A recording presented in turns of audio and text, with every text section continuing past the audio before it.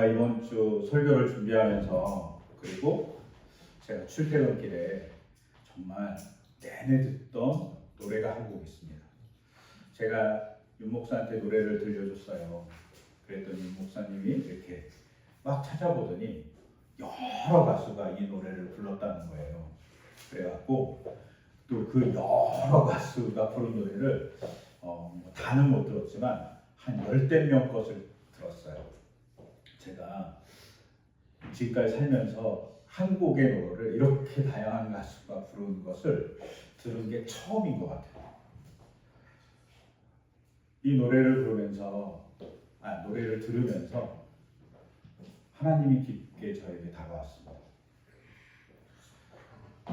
제가 노랫말을 읽어드릴게요. 제가 이 노래를 부르는 건 이 노래의 모독 같아요. 그래갖고 불러드릴 수는 없고 노랫말을 읽어드릴게요. 그 대신 한 가지 생각을 하면서 노랫말을 들어보세요. 하나님의 마음이다. 이 노랫말이. 그런 생각을 하면서 들어보세요. 제가 읽어드릴게요. 다정했던 사람이여 나를 잊었나? 벌써 나를 잊어버렸나? 그리움만 남겨놓고 나를 잊어서 벌써 나를 잊어버렸나? 그대 지금 누구를 사랑하는가? 굳은 약속은 변해버렸나? 예전에는 우리 서로 사랑했는데 이젠 마음이 변해버렸나? 이별이 그리 쉬운가? 세월 가버렸다. 이제 나를 잊고서 멀리 떠나가는가? 나는 몰랐네. 그대 마음 변할 줄 난 정말 몰랐었네. 너 하나만을 믿고 살았네. 그대만 믿었네. 내가 보고파 나는 어쩌나 그리움만 쌓이네. 이 노래는 여진이라는 가수가 불렀던 그리움만 쌓이네라는 곡입니다. 제가 이번 주 우연찮게 이 곡을 들었습니다. 근데 딱 듣는 순간 갑자기 하나님의 고백 같은 겁니다. 하나님이 저한테 얘기해 주는 것 같아요. 그냥 와라! 그 순간 무너지는 것 같은 느낌이 들었습니다. 하나님께서 인간을 너무나도 그리워하는 절절함이 이 노래에 있는 것 같은 느낌이 들었습니다. 다정했던 사람이여 나를 잊었나? 이렇게 시작되는 이 노래는 하나님과 이스라엘 백성이 이집트를 탈출할 때 그 애틋하고 간절했던 그 사랑, 광야에서 허니문과 같은 그 설레이는 사랑, 그것이 사라지고 가나안 땅에 들어와서는 안주한 삶에 가나안의 풍요 때문에 하나님을 잊어버린 것입니다. 그에 대한 하나님의 서운함, 그 서운함이 저에게 들리는 듯 했습니다. 그리고 하나님께 남은 것은 잡을 수 없는, 이루 말할 수 없는 그리움이지 않을까 생각해 보았습니다. 그러면서 이 노래 속에 이렇게 얘기합니다. 굳은 약속 변해버렸나?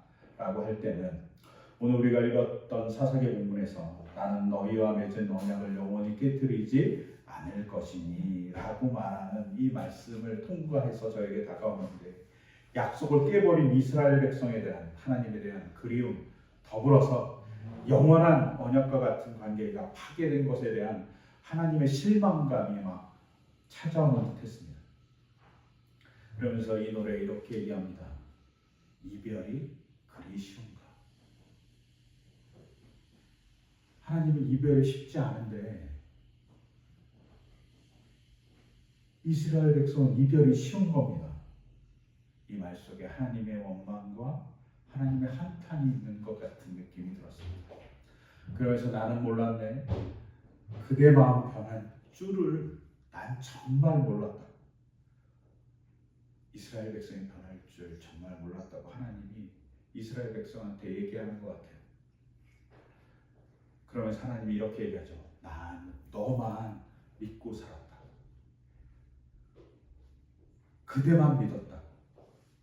그런데 그렇게 믿던 이스라엘 백성이 하나님을 배반한 것입니다. 그럼에도 불구하고 하나님은 너를 사랑한다고 절절한 외사랑을 외치고 있는 것이 어쩌면 사사기 2장 1절에서 5절까지의 본문이지 않을까 싶었습니다. 제가 이 노래를 정말 일주일 내내 들었던 것 같아요. 일주일 내내 들었는데 제가 들은 곡 중에 제일 마음에 들었던 건 원래 불렀던 여진이라는 분의 노래보다는 석이라는 젊은 친구가 부른 노래였습니다. 정말 담백하게 불렀을 때 정말 절절하게 다가오더라고요. 기회가 되시면 석이라는 친구가 불렀던 그리움만 쌓이네라는 곡을 들어보시면 좋을 것 같아요. 그리고 감정을 한번 생각해 보세요. 하나님이 우리를 향해서 혹은 이스라엘 백성을 향해서 사랑의 고백을 하고 있는 느낌으로 이 노래를 들어보시면 좋으실 것 같아요. 그러면서 이 노래, 그리움만 쌓이라는 노래를 생각하면서 사사기를 조금 보려고 합니다. 우선 1절의 첫머리를 보면 이렇게 기록되어 있어요. 주의 천사가 길갈에서 복임으로 올라와서 라고 기록되어 있습니다. 오늘 우리가 읽었던 세번역 성경은 주님의 천사라고 번역하고 있고 개역개정 성경을 갖고 있는 분들은 보시면 뭐라고 써 있냐면 여호와의 사자라고 번역되어 있습니다. 천사 혹은 사자라고 이 번역된 히브리어는 말라크입니다. 이 말라크라는 이 단어는 천사도 되고 사자도 되고 소식을 전하는 사람도 돼요. 그래서 영어로는 그냥 메신저, 우리말로 풀이한다면 소식을 전하는 존재를 의미합니다. 그래서 세번역 성경은 그것을 천사라고 일부러 번역한 것 같아요. 권위를 부여하기 위해서. 그런데 개역개정 성경은 이것을 사자라고 번역하면서 천사인지 인간인지 애매하게 번역합니다. 근데 저는 이 본문, 주님의 천사라는 이 단어를 히브리어 말라크를 이렇게 번역하는 것보단 주님의 말씀을 전하는 사랑으로 특정했으면 좋겠습니다. 왜냐하면 이 존재가 길갈에서 올라왔기 때문입니다. 만약 하나님의 천사라면 하늘에서 보내도 되잖아요. 굳이 길갈에서 천사가 올라와요. 그러니 천사는 아닌 것 같아요. 그러면 길갈에 있었던 하나님을 믿는 사람이었을 것입니다. 그럼 길갈이 어떤 곳입니까? 이스라엘 백성이 요단강을 건너서 가나안 땅에 처음 들어와서 정착한 곳입니다. 그곳에 어떤 것이 세워졌냐면 요단강을 건넌 것을 너무나도 감사해서 하나님을 기억하기 위해서 요단강 강바닥에 있는 12개의 돌을 건져다가 하나님을 기억하는 돌탑을 세웠습니다. 그 돌탑이 있던 곳이 길갈입니다. 그 길갈에서 하나님을 기억하던 사람, 하나님의 사랑을 생각했던 한 사람이 하나님의 말씀을 받고 복임으로 올라온 겁니다. 이스라엘 백성을 만나기 위해서입니다. 근데 이 복임으로 올라왔을 때 이스라엘 백성이 복임에 모여 있었던 거죠. 어떤 특정한 목적을 가지고 모여 있었습니다. 이것에 대한 힌트는 복임이라는 단어에 있어요. 복임이라는 단어가 오늘 읽었던 대로 울었다는 뜻입니다. 우는 사람 혹은 운 장소라는 뜻을 갖고 있어요. 아마도 이 복임이란 이 장소명은 하나님을 만나서 하나님의 말씀을 전한 사람의 이야기를 듣고 이스라엘 백성이 울어서 정한 것이기도 하지만 그 전부터 복임이라고 불렀을 가능성이 많다고 학자들은 생각합니다. 그럼 이 복임의 장소에서 뭐 했을까요? 복임의 장소에서 정말 울었을 겁니다. 근데 누구를 향해서 울었을까요? 가나안 종교에 담무스라는 신이 있고 바알이라는 신이 있습니다. 이 신은 계절의 신이에요. 그래갖고 건기에는 죽어 우기에는 살아나요. 왜 이렇게 하냐? 곡식이 자라나는 그 패턴을 따라서 신이 움직인다고 생각한 거예요. 그래 곡식, 식물이 죽으면 신도 죽고 식물이 다시 살아나면 신도 살아나는 거예요. 그리고 이 신이 풍요를 준다고 생각했습니다. 근데 이 신이 살아나야 될 때, 죽었다가 살아나야 될 때 필요한 제의가 있습니다. 필요한 제의가 뭐냐? 제사가 뭐냐? 사람들이 모여서 신이 살아날 것을 소망하면서 울어주는 겁니다. 막 열심히 울면 죽었던 신이 살아난다고 생각한 거예요. 그 제의를 벌이던 것, 그것이 복임일 가능성이 많습니다. 사람들이 모여서 복임에서 가나안 종교의 신을 이스라엘 백성이 섬기는 거예요. 그리고 그들을 섬기는 행위로 뭘 하냐? 울었던 겁니다. 그런데 여기서 한 가지 더 참고할 것, 성경상에는 복임이라는 장소가 여기밖에 나오지 않아요. 사사기 2장밖에. 학자들이 복임이 어딜까 생각해보다가 연구해서 추정하는 데가 어디냐? 베델입니다. 베델이 어떤 곳입니까? 야곱이 형 에서를 피해서 도망가다가 하나님을 만났던 장소예요. 그리고 베델의 뜻이 뭡니까? 하나님의 집입니다. 하나님의 집이라고 명명받은 그 장소에서 하나님을 향해서 기도하고 하나님을 향해서 제사를 드리는 것이 아니라 이스라엘 백성이 복임, 운음 제사를 드리는 곳으로 바꿔버렸다는 것이죠. 우상을 숭배하고 우상에게 우는 제사를 드리는 곳으로 변해버린 거예요. 이 소식을 들은 길갈에 하나님을 믿는 신실한 자가 하나님의 이야기를 듣고 복임으로 이스라엘 백성이 모여서 우는 그 장소로 찾아갑니다. 어떻게? 하나님의 그 안타까움, 하나님의 그 배신받은 듯한 그 서러움으로 하나님의 감정을 다 가지고 복임에 올라가서 이야기하는 겁니다. 지난 여름에 7월쯤에 통일교 본사인 가평에 있는 청정궁이라는 곳을 압수수색하는 장면이 보도에 나왔어요. 그때 비가 왔습니다. 근데 그 장면을 보면 하얀 옷을 입고 상의를 입었는데 등짝엔 홀리마더 한이라고 써 있었어요. 그리고 검은색 바지를 입고 많은 사람들이 노래를 부르고 손을 들고 기도를 했습니다. 어떤 사람은 압수수색하러 들어가니까 몸을 부들부들 떨면서 막 어찌할지를 몰라서 통성으로 기도하는 모습이 반영됐습니다. 어떤 사람은 땅에 그 비가 오는 그 땅에 무릎을 꿇고 땅을 치면서 막 기도하는 거예요. 어떤 분은 땅에 아예 자기 머리를 갖다 박아버리고 세상이 망한 것 같이 기도했습니다. 우리가 통일교를 이단이고 사입이라고 얘기해요. 근데 한번 상상해 보세요. 이 장면에 있는 사람이 내 가족이라면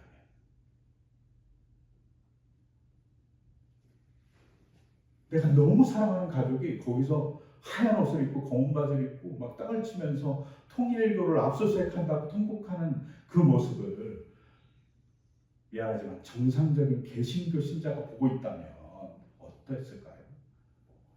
당장에 그 사람에게 전화했을 겁니다. 아니면 당장에 찾아갔을 겁니다. 그 사람을 어떻게든 끌어내고 싶어서. 그런데 사사기 2장의 하나님의 마음은 이런 개신교 신자의 안타까운 마음, 상상하는 그 안타까운 마음보다 더 절실했을 겁니다. 왜냐하면 개신교 신자는 새 3자니까. 근데 하나님은 당사자이지 않습니까? 정말 그 마음이 찢어질 듯 아프셨을 겁니다. 우상의 죽음, 그리고 다시 살리기 위해서 울면서 기도하는 이스라엘 백성의 모습이 하나님의 눈에는 정말 서운했을 겁니다. 아니, 서러웠을 겁니다. 이렇게 우상을 섬긴다고 모인 사람들을 향해서 하나님이 길갈에서 사람을 보내서 하나님의 이야기를 해줍니다. 그러면서 하나님이 가장 먼저 한 이야기가 뭐냐? 나는 너희와 맺은 언약을 영원히 깨트리지 않을 것이다. 나는 너희와 사랑하는 관계를 파괴하지 않을 거야 라고 얘기하는 겁니다. 그리움만 쌓여낸 노랫말 중에 그대 지금 누구를 사랑하는가? 굳은 약속 변해버렸나? 이제 많이 변해버렸나? 라고 라고 하는 그 노랫말에 안타까움도 있지만 나는 너만 믿고 살아. 너를 사랑해. 라고 하는 진행형을 갖고 있는 사랑의 고백을 하고 있잖아요. 마찬가지로 하나님도 하나님의 사자를 보내서 나는 너를 사랑하는 걸 포기하지 않아. 네가 어떠할지라도 하면서 간절하게 이야기하시는 것 같습니다. 이런 하나님의 사랑의 고백에 상반되게 이스라엘 백성은 우상을 믿습니다. 그 우상은 가짜이지 않습니까? 근데 그 가짜에 매달리는 겁니다. 그러자 하나님이 이렇게 얘기합니다. 2절을 보면 너희는 이 땅의 주민과 언약을 맺지 말고 그들의 단을 헐어야 한다. 내가 그렇게 말하지 않았니? 이걸 좀 기억해봐라 라고 얘기합니다.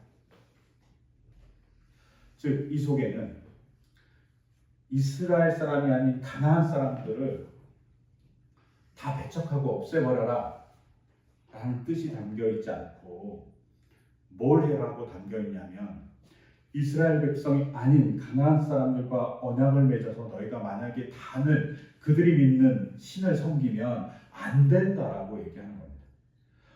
큰 방점은 가나안 사람과 언약을 맺는 데 방점이 있는 게 아니라 가나안 사람이 믿는 신을 믿는 그 행위를 하지 말라는 것에 방점이 있습니다.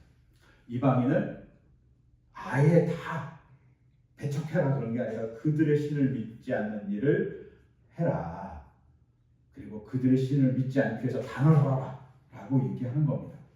이것을 좀 증거할 수 있는 본문이 여호수아서 1장 16절을 보면 이렇게 기록되어 있어요.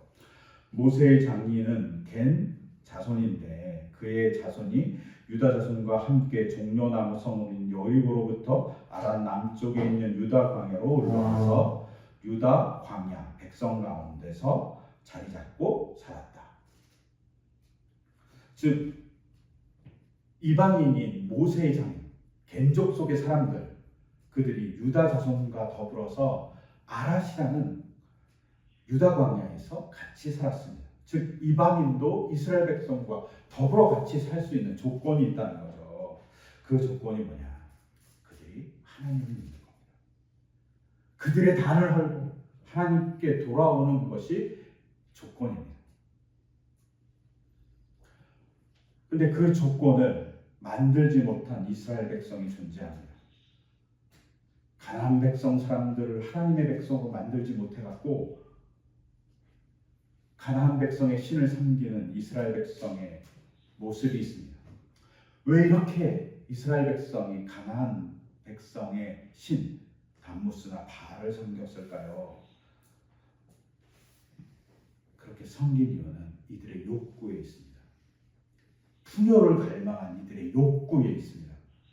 그리고 그 욕구를 인식하지 못하는 이스라엘 백성의 무지에 있습니다. 그 무지 때문에 하나님이 하나님의 사자를 복임으로 보낸 겁니다. 우리가 문제 인식을 제대로 하지 못하면 고치지 못하잖아요.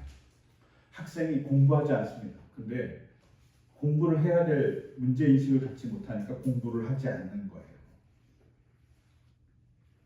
공부라는 게 성적을 잘 받기 위해서 하는 게 아니라 진정한 나를 만들어가는 과정인데 그걸 인식하지 못하니까 공부를 하지 않는 겁니다. 환경을 보호해야 돼요. 환경이 좋아야지 우리가 잘 살 수 있어요. 근데 환경 보호에 대한 인식이 없으니까 우리가 마음대로 살아갑니다. 안전에 대한 인식을 못하니까 세월호 사건이 발생하고 이태원에서 참사가 벌어졌습니다. 안전에 대한 문제 인식이 없으니까 어려움이 찾아온 거죠. 위생에 대한 문제 인식이 없으니까 불결한 음식을 나눠 먹습니다. 위생에 인식이 없는 나라들을 가잖아요. 조금 덜 발달된 나라. 그러면 바로 배탈 납니다. 우리나라 사람들. 위생에 대한 인식을 갖지 못한 곳에 가면 아프죠. 개인의 삶 또한 위생에 대한 인식을 제대로 갖지 못하면 몸을 아프게 만듭니다. 관계에 대한 인식을 제대로 갖지 못하면 어떻게 됩니까? 바로 우리가 하나님에 대한 거룩함에 대한 인식을 갖지 못하면 하나님과 사랑을 나누지 못합니다. 또 하나의 문제는 인식해도 문제입니다. 인식해도 우리가 잘하지 못하는 게 있죠. 병원에 가면 항상 의사들이 이렇게 얘기합니다. 운동하세요. 운동할 것을 인식하긴 하지만 우리의 게으름과 다른 욕구가 운동을 못하게 합니다. 음식 조절에 대한 이야기를 의사들에게 항상 듣습니다. 근데 우리의 음식을 향한 탐식이 우리를 더 아프게 만듭니다. 여러분, 인식해도 안 되는 게 있죠. 근데 왜 안 됩니까? 내 욕구가 그 인식보다 앞서기 때문입니다. 하나님을 향한 욕구보다 다른 것이 앞서니까 문제가 발생한 거죠. 이스라엘 백성이 가나안 땅에서 하나님의 백성으로서 제대로 못 산 이유는 하나님을 향한 그 마음보다 더 앞선 게 존재했던 거죠. 그 앞선 것이 하나님을 향한 마음을 가려버리고 그 앞선 것이 우상을 향하게 만듭니다. 그 단초를 볼 수 있는 것이 있습니다. 오늘 읽지 않았지만 여호수아 1장 28절에 이렇게 기록되어 있어요. 그런데 이스라엘 백성 강성해진 다음에도 가나안 사람을 모조리 몰아내지 않았고 그들을 부역군으로 삼았다. 이스라엘 사람들이 처음엔 약하니까 가나안 사람하고 더불어 같이 살았어요. 그런데 강성해진 다음에 가나안 사람을 쫓아내야 되는데 쫓아내지 않고 그들을 부역군으로 삼았다고 세번역성은 번역하고 있어요. 근데 제가 누누이 얘기했지만 이 몰아냈다는 이 히브리어가 야라시인데 야라시의 첫 번째 뜻은 소유하다는 뜻이에요. 그래서 저는 첫 번째 뜻대로 해석하는 것이 더 합당하다고 생각해요. 그래서 저는 이렇게 번역하고 싶어요. 이스라엘 백성이 강성해지면서 이스라엘 백성이 가나안 백성을 부역군으로 삼았다. 그래서 이스라엘이 가나안 백성을 완벽하게 소유하지 못했다. 혹은 이스라엘 백성이 강성해지면서 이스라엘 사람들이 가나안 백성을 완벽하게 소유하지 못해서 가나안 백성을 부역군으로 삼았다. 이렇게 번역할 수 있을 거라고 생각합니다. 완전히 소유하다라는 것이 야라시의 뜻이라면 완전히 소유한다는 말은 가나안 백성이 하나님의 백성이 되게 복음을 전파해야 된다는 겁니다. 하나님의 백성으로 완전히 만들기 위해서 열심히 가나안 백성에게 하나님의 말씀을 전하고 하나님의 율법을 전하는 것이 이스라엘 백성에게 필요했던 거라는 거죠. 그것이 완전히 소유하는 일이라고 얘기할 수 있습니다. 현대어로 바꾸면 전도하는 거죠. 근데 이스라엘 백성이 그러지 않습니다. 완전한 소유로 삼지 않고 뭐로 삼냐? 부역군으로 삼았다고 성경은 기록하고 있어요. 이 부역군이 종을 의미하는 에베드가 아니라 다른 단어로 쓰였어요. 히브리어로 뭐라고 써있냐면 마스로 쓰여있어요. 이 마스라는 단어가 뭐냐 하면 강한 힘을 가진 사람이 약한 사람을 대가를 주지 않고 강제 노동을 시키든 돈을 빼앗는 행위예요. 착취하는 행위, 그 행위를 마스라고 얘기하는 거예요. 히브리어. 강제 노역, 강제 진집, 강제로 세금을 징수하는 것을 마스라고 얘기해요. 일제강점기 우리가 일제히에서 그렇게 당했습니다. 그 식민의 통치가 얼마나 적나라했는지 많은 것들이 증거하잖아요. 이스라엘 백성이 가나안 백성에게 압제자의 일을 했다는 겁니다. 근데 한번 생각해 보세요. 이스라엘 백성이 어디서 구원받았습니까? 이집트의 노역에서, 이집트의 착취에서 해방받았습니다. 그들이 약자로 힘들고 어려웠던 것을 하나님께서 구원해서 끄집어내셨는데 이스라엘 백성이 자기가 압제자가 되는 모순을 갖고 있습니다. 지난주에도 얘기했지만 여호수아 1장에 보면 여호수아가 죽자 이스라엘 백성들이 하나님께 물어봅니다. 가나안 땅에 누가 가장 먼저 올라가서 싸워야 됩니까? 그러자 하나님께서 유다가 가장 먼저 싸우기 위해서 올라가라고 얘기하십니다. 그리고 그들이 싸운 대상이 누굽니까? 아도니 베섹입니다. 아도니 베섹이 어떤 사람입니까? 자기 주변에 있는 나라의 지도자 70명의 엄지발가락과 엄지손가락을 잘라서 폭정을 가하던 사람입니다. 그리고 자기의 식탁 밑에 그 손가락과 발가락이 잘린 그들을 개같이 놔뒀던 사람이 아도니 베섹입니다. 폭력을 행사한 사람이죠. 가나안 땅에 폭정을 행사함으로 가나안 땅을 공포로 만든 사람이 아도니 베섹입니다. 근데 그 아도니 베섹을 물리치는 자로서 유다가 제일 먼저 앞장섭니다. 북쪽으로 올라가서 자기 땅에 가는데, 즉 이스라엘 백성이 가나안 땅에서 한 일은 해방자의 역할입니다. 그 땅을 점령하는 것도 있겠지만 하나님께서 그들에게 원하는 것, 그들이 노예이신 분으로서 해방됐듯이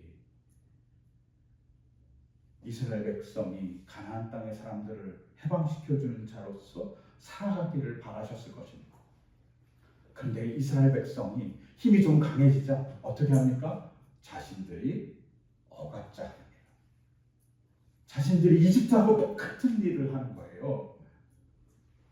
왜?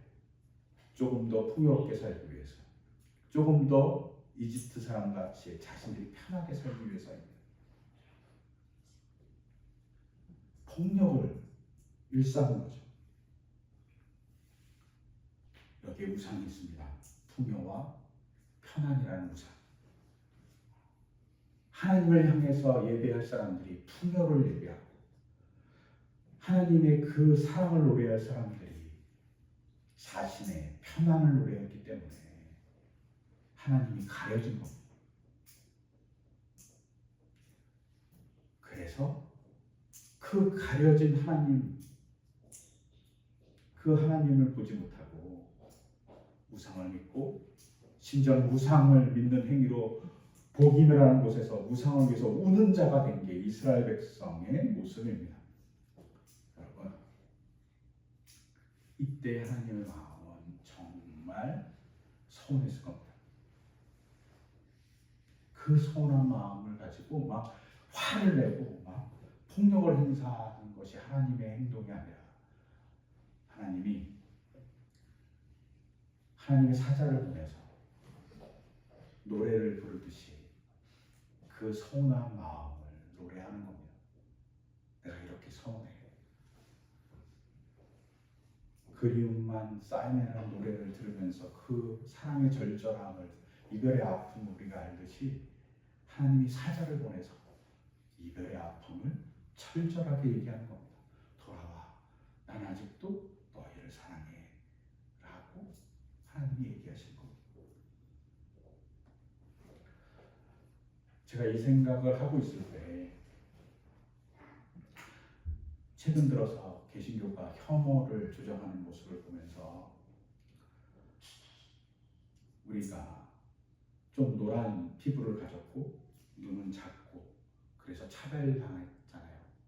서구에 의해서. 근데 우리가 차별하려고 해요. 이 말도 안 되는 일을 교회가 앞장서서 막 얘기해요. 왜 그럴까요?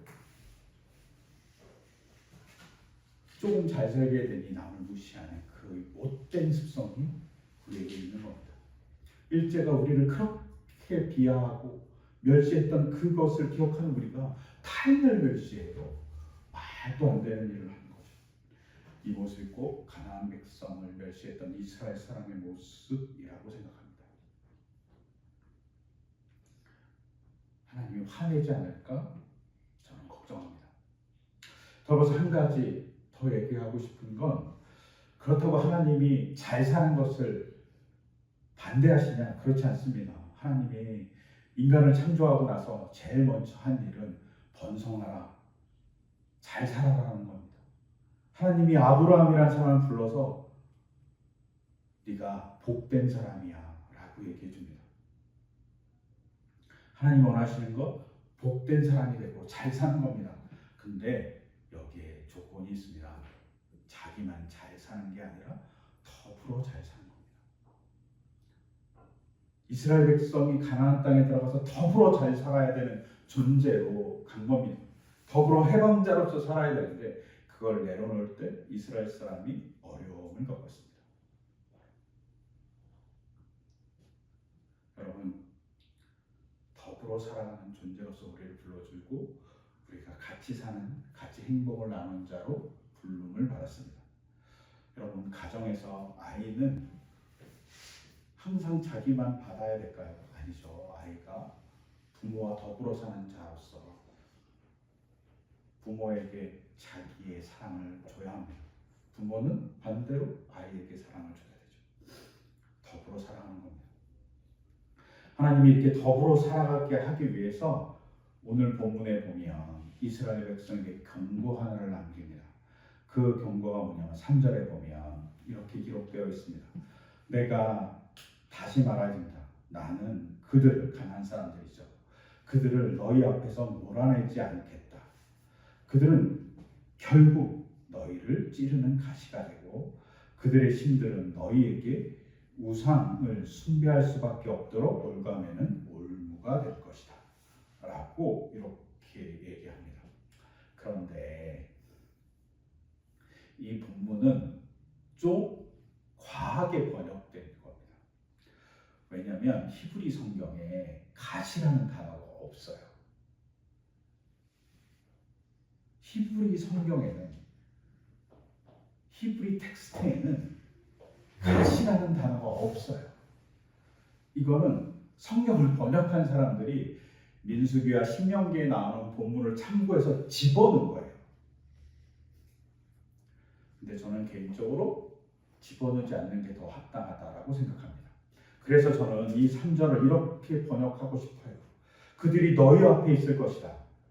그들의 신은 너희에게 덫이 될 것이다.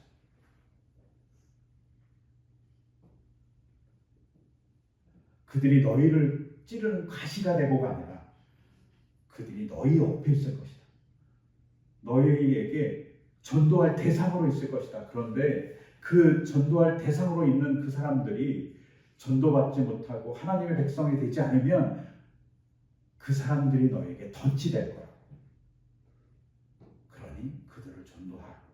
얘기하는 듯하게 저에게 들립니다. 저는 그래서 가시보다는 그냥 옆에 있다고 해석하는 게 더 맞다고 생각합니다. 본문도 그렇게 돼 있고요. 학자들이 이 가시라는 단어로 만들기 위해서 히브리어가 약간 기역과 리을이 조금 비슷하게 생겼는데 그걸 갖고 막 말놀이야 이게 잘못 쓰였을 거야 막 이렇게 얘기하면 그렇지 않고 저는 제대로 쓰였을 거라고 생각해요. 그래서 그들이 너희 옆에 있으니까 너희 옆에 있는 존재로 너희가 해방시켜줄 존재로 그들을 바라봤으면 좋겠어. 그러면 너희에게 그들이 덫이 되지 않을 거야 라고 얘기하시는 걸로 저에게 들려왔습니다. 그리고 하나님께서 뭐라고 얘기하냐면 몰아내지 않을 거라고 얘기할 때 이 몰아내지 않을 거라는 이 단어는 앞에 있었던 혹은 1장 여호수아에 있었던 몰아내다 라는 단어인 제가 조금 전에 얘기했던 야라시라는 단어가 아닙니다. 몰아냈다라는 이 단어는 정말 몰아냈다고 얘기하는 발음도 비슷한 가라시입니다. 정말 몰아내지 않겠다고 얘기하는 거예요. 그리고 너희 옆에 있게 해주겠다. 너희가 해방시켜줄 대상으로 그들을 존재하게 해주겠다. 그 대신 하나님을 향해서 온전히 쓰면 그들이 너희에게 하나님의 사랑을 증거해주는 사람들이 될 수도 있다고 얘기하는 겁니다. 이때 이스라엘 백성의 반응이 뭡니까? 우상을 향해서 오는 것이 아니라 하나님을 향해서 옵니다. 내 잘못을 알고 하나님 우리가 지금까지 풍요의 노예가 되어서 혹은 우리의 안락의 노예가 되어서 가나안 사람들을 우리가 착취했습니다. 가나안 사람들을 부역자로 삼았습니다. 가나안 사람들을 강제적으로 착취하고 빼앗을 사람으로 삼았습니다. 잘못했습니다. 주님, 우리를 용서하여 주십시오. 고백하고 진정한 회개의 눈물을 흘립니다. 그래서 하나님을 향해서 울었다라는 말을 고백하고 그 장소의 이름을 복임으로 했다라고 얘기하고 있습니다. 저는 이스라엘 백성의 이 모습이 작심삼일과 같습니다. 그런데 작심삼일도 반성할 줄 알아야지 할 수 있습니다. 반성하지 못한 사람이 어떻게 작심삼일을 합니까? 이스라엘 백성이 정말 훌륭한 건 뭐냐면 작심삼일이라는 반성을 할 수 있는 사람들이라는 겁니다. 작심삼일이라는 반성을 하지 못할 때 인간이 어떻게 됩니까? 예수님이 이 땅에 오셔서 하나님의 이야기를 해주고 사랑을 얘기하는데 십자가에 달았습니다. 반성할지 모르는 작심삼일이라고 문제인식조차 못하는 사람들이 하는 일은 하나님을 십자가에 달는 일입니다. 그런데 십자가에 달린 하나님이 뭐라고 얘기하시냐? 사랑의 노래를 합니다. 십자가에 달린 예수님이 성삼위일체의 하나님이신 예수님이 이렇게 얘기합니다. 아버지, 저 사람들을 용서하여 주십시오. 저 사람들은 자기네가 무슨 일을 하는지 알지 못합니다. 문제인식조차 하지 못합니다. 문제인식을 할 수 있게 제가 달려있습니다. 그러니 용서해 주십시오. 삼위일체인 하나님이신 예수님이 자신에게 하는 말로 또 이것을 이해하면 자신에게 하는 겁니다. 내가 너를 너무 사랑해. 그러니 너희가 문제인식을 못할지라도 나는 사랑해. 그리고 너희가 문제인식을 하라고 내가 십자가에 박혀있는 거야. 너의 폭력성이 얼마나 무서운지, 너희가 권력을 사랑해서 권력을 쟁취하기 위해서 신을 십자가에 못 박는 그 일이 얼마나 무서운 일인지 인식하지 못하지. 제가 인식해. 유대 전통에 빠져갖고 진리를 알려줌에도 불구하고 진리를 왜곡하는 너의 모습이 얼마나 운명한지 제발 인식해. 성전에 빌붙어서 장사하면서 이익을 얻는 너의 모습이 얼마나 속되고 더러운지 너희가 좀 인식해. 군중들에게는 별 이익을 주지 않는 예수님의 그 사랑의 선포가 도덕적인 삶을 요구하는 그 놀라운 윤리적인 이야기가 버거우니까 십자가에 달린 너희 모습을 좀 군중 너희는 좀 인식해. 제자들, 너희들은 위협이 찾아오면 조금이라도 위협이 찾아오면 나를 버리잖아. 너희는 그렇게 연약한 존재야. 좀 인식해라고 얘기하는 그 인식의 노래가 십자가입니다. 그리고 십자가는 예수님의 사랑의 노래이기도 합니다. 그래서 로마서 8장 39절에서 이렇게 얘기합니다. 우리를 우리 주 예수 그리스도 안에 있는 하나님의 사랑에서 끊을 수 없습니다. 그 사랑에서 끊을 수 없다고 얘기해주고 싶어서 예수님은 성삼위일체 하나님은 십자가에 달리신 겁니다. 그리고 그렇게 사랑한다고 얘기해 주시는 것이죠. 여러분, 그 사람을 좀 만나봤으면 합니다. 나의 문제를 인식하고 나의 삶 속에 찾아오는 예수님의 하나님의 사랑의 노래를 인식하지 못하는 내 모습을 인식하고 그 사랑의 노래에 응답할 수 있는 우리가 되기를 소망합니다. 그때 이스라엘 백성이 회복하듯이 우리의 삶도 많은 부분에서 회복하게 될 겁니다. 그리고 사랑의 기쁨이 넘쳐날 거라고 했습니다. 우리 안에 그런 사랑의 기쁨이 넘쳐나기를 소망하며 이 시간 제가 기도드리겠습니다. 하나님, 이스라엘 백성이 하나님을 배반해서 우상을 향해서 울 때도 하나님은 이스라엘 백성을 버리지 않고 하나님의 사자를 보내서 하나님의 사랑을 보내서 사랑의 노래를 들려주셨습니다. 2000년 전 인간이 오만해서 신을 십자가에 못 박을 때도 신은 우리를 용서한다고 우리를 사랑한다고 얘기하십니다. 그 주님의 십자가의 사랑의 노래를 우리가 듣기를 원합니다. 인식하기를 원합니다. 그를 통해 하나님을 만나고 경험하는 우리의 삶이 될 수 있도록 우리 삶 속에 우리의 심장에 찾아와 주시옵소서. 주 예수 그리스도의 이름으로